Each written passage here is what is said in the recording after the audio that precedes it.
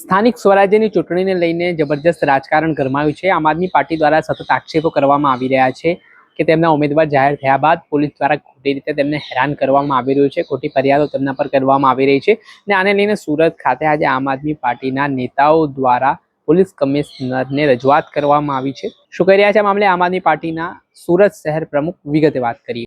વૈષ્ણવજન તો તેને કહીએ જે પીડ પરાઈ જાનાને રે। નમસ્કાર દર્શક મિત્રો, નવજીવન ન્યૂઝમાં આપનું સ્વાગત છે। હું છું ફૈઝાન।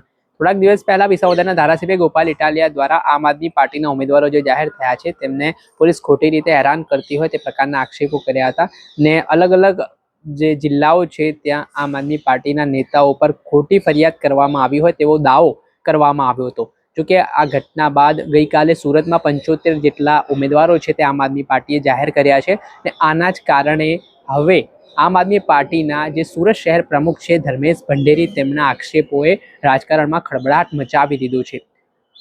ધર્મેશ ભંડેરીનો એવો આક્ષેપ છે કે જે ઉમેદવારોને જાહેર કરવામાં આવ્યા છે તેમાંથી કેટલાક ઉમેદવારોને ખોટી રીતે પોલીસ દ્વારા હેરાન કરવામાં આવી રહ્યું છે, તેમના પર ખોટા કેસની ધમકીઓ આપવામાં આવી રહી છે। જે બાબતને લઈને જે ખોટી રીતે હેરાનગતિ કરવામાં આવી રહી છે પોલીસ દ્વારા, તે મામલે આજે આમ આદમી પાર્ટીના નેતાઓ બેનરો સાથે સુરત પોલીસ કમિશનર કચેરીએ પહોંચ્યા હતા, જ્યાં તેમણે ડ્રગ્સ મુદ્દે, દારૂ મુદ્દે પ્રહારો કર્યા ને આજે કમિશનરને મળીને જે તેમના નેતાઓ પર, તેમના કાર્યકરો પર ખોટી રીતે ફરિયાદો કરવામાં આવતી હોય કે ખોટી રીતે હેરાન કરવામાં આવી રહ્યા છે તે મામલે તાકીદે પગલાં લેવાની માંગ કરી છે। આ મામલાના સંદર્ભમાં સુરતના શહેર પ્રમુખ ધર્મેશ ભંડેરીએ શું ખુલાસો કર્યો મીડિયા સમક્ષ તે સાંભળો।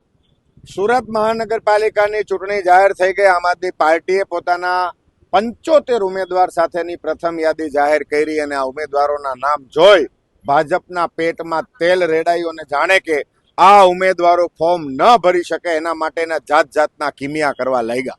આમ આદમી પાર્ટીના વોર્ડ નંબર 26ના ઉમેદવાર શ્રવણકુમાર જોશી ઉપર ફરીથી નવી રીતે ખોટી FIR દાખલ કરી અને એની ધરપકડ કરવામાં આવી।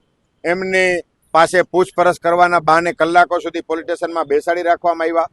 રોજ સવારમાં આમ આદમી પાર્ટીના ઉમેદવારો 4 રસ્તા ઉપર ઉભા રહી સરકારની ખોટી નીતિઓને ઉજાગર કરતા પોસ્ટર લઈને આમ આદમી પાર્ટીના નામ સાથેના ઓફિશિયલ પોસ્ટર લઈને ઉભા હતા અને એ પણ ભાજપના પેટમાં તેલ રેડાયું। એટલે ભાજપે પોલીસ તંત્રનો દુરુપયોગ કરી અમારા કેમ્પેનને રોકવાનો દુષ્પ્રયાસ કરવામાં આવ્યો। અમારા ઉમેદવારો ફોર્મ ન ભરે એના માટેના પ્રયાસો કરવામાં આવ્યા। એનો અર્થ એ થયો કે ભાજપ આમ આદમી પાર્ટીના ઉમેદવારોનું લિસ્ટ જોઈ અને ડરી ગઈ છે। આમ આદમી પાર્ટી ગુજરાતના લોકોની પ્રથમ પસંદગી બની રહી છે। આમ આદમી પાર્ટીએ ઉતારેલા ઉમેદવારો લોકો માટે પસંદગીનો વિષય અને પસંદગીના ઉમેદવાર બની રહ્યા છે અને એમને મત આપવા માટે જનતાએ મન બનાવી લીધું છે। ત્યારે ડરી ગયેલી ભાજપ પોલીસ તંત્રનો દુરુપયોગ કરી રહી છે, જે લોકશાહી માટે, સુરત શહેર માટે, ગુજરાત માટે ખૂબ જ ઘાતક છે અને પોલીસ તંત્રનો દુરુપયોગ બંધ થવો જોઈએ તો જ લોકશાહી બચશે। એ રજૂઆત કરવા માટે આમ આદમી પાર્ટી સુરત શહેર સંગઠનના તમામ પદાધિકારી, તમામ સાથીઓ આજે માનનીય પોલીસ કમિશનર સાહેબ શ્રીને રૂબરૂ મળી અને રજૂઆત કરવા માટે આવ્યા હતા।